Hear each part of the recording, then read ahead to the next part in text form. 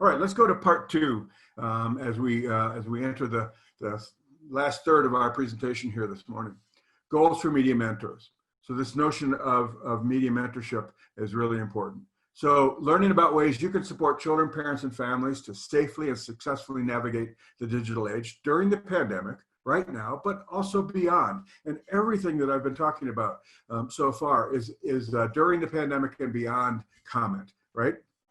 We're not embracing technology just for now. And as soon as we get back in the classroom, we're never going to use it again. No, in fact, we're learning to use it in powerful ways that will just make the classroom even better when we finally get back there. Reflect on the technology issues and opportunities facing children, parents, and families today. Access and equity, being underconnected, all of those things. Learn more about your digital age role as a media mentor for parents and families. And that's what we're going to spend our time talking about in the next few minutes.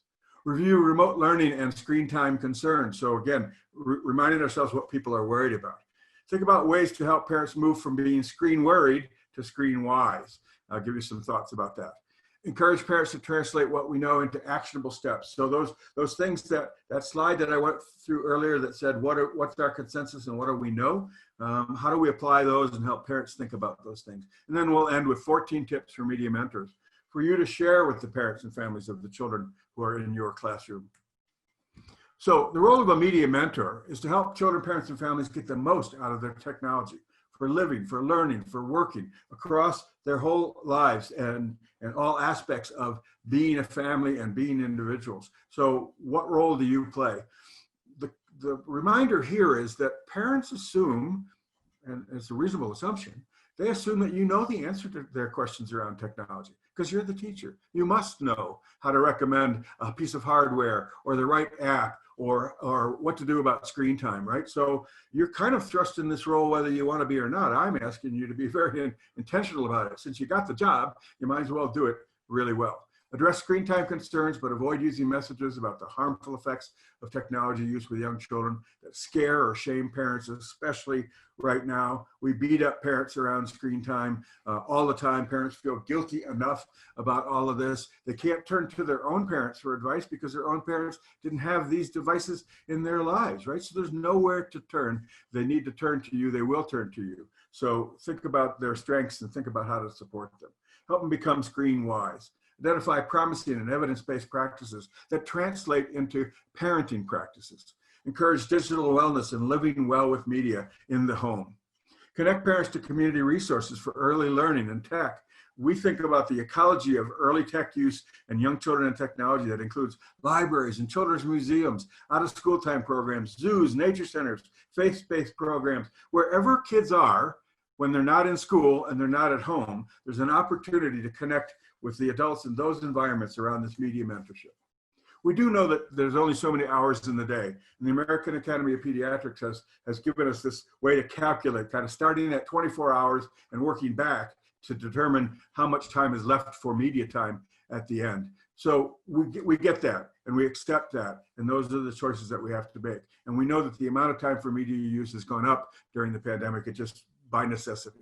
We need to help them navigate a seamless online, offline world. The irony of that first bullet point is that we as the adults are the ones that struggle with keeping it seamless. Young children seem to be very comfortable going online, offline, on the TV, on the tablet, out to play, and have those worlds come together.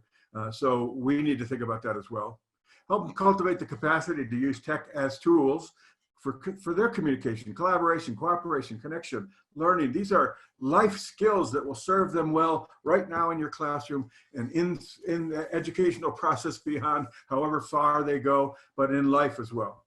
Help them embrace tech tools that inspire their curiosity and creativity, that encourage them to be media creators. There's that sweet spot I talked about, media creation, not just watching what's on the screen, but creating what's on the screen.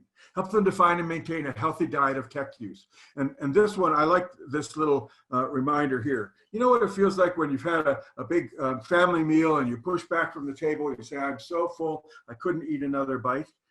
How do we help children come up with that level of self-regulation around using technology? How do we get them to push away from the iPad or the phone or the TV and say, you know what, that's enough of that for now. I'm going to go outside and play, or I'm going to do something else, right? So that notion of self-regulation and technology is really important. Help them gain skills that they'll use in school, work, and life. Emphasize tech as a tool that they use, not a tool that uses them. They're in control. They make the choices. They're the smart one in the relationship between child and technology. The technology is not smart. It's waiting for the child to tell it what it wants to do. So some of our learning and remote learning and screen time concerns. When is enough? Enough? How much is too much? We've got too much passive viewing. We got non-interactive use. Really, that defines kind of the television age we all grew up in. But now, even with other kinds of screens, inappropriate content and commercial messages. Kids are always only a click away from the wrong place on the internet when they're online, and we need to protect them from that. Lots of work being done around online privacy, safety, and children's rights right now to understand how we protect children online so they don't end up in those situations and they don't get bullied, that kind of thing. Negative impact on brain development and social emotional learning is something that people worry about. If you've been following along with what I've been saying, you might suggest that one is exactly what I want to flip over and have been trying to flip over. Instead of the negative impact, let's talk about the positive impact on development and on social emotional learning. Displacement and replacement of essentials, we've talked about. More sleep disruptions and less restorative sleep. We have absolutely solid data from the medical community around this issue of sleep disruption and lack of quality sleep. Less physical activity, more sedentary time, increases in childhood obesity. All of those things are true. We have to be very careful to watch out for the headlines that claim causation there, that if a child is less physically active, they will automatically become obese, and that technology is the cause of all that. Technology could be a contributing factor for a particular child, definitely, and we have to pay attention to that, but watch out for placing the blame in one place. Decreased outdoor time, kids aren't going outdoors as much as they used to. Well, the pandemic changed that a lot, didn't it? But even before that, there's been other reasons why children's life outdoors is different than yours was and mine were when we were younger. And then adult digital distractions or overuse or misuse or background media and always on tech. This notion that we, in fact, better do some work ourselves before we can help young children to use screens better and build that self-regulation. If we don't model self-regulation and I'm full and I'm turning the screen off, then how do we expect children to? Colleague of mine in Chicago, Devorah Heitner, wrote this in her book on ScreenWise. Provide more description and less prescription. So instead of telling parents what to do or what not to do, describe what it looks like when they do it well and when it's positive for kids. Okay, another pause here moment for you. Think about screen time concerns. Reflect on the most frequent concerns you're hearing from the parents of the children in your class right now. Consider how screen time and screen use has changed, right?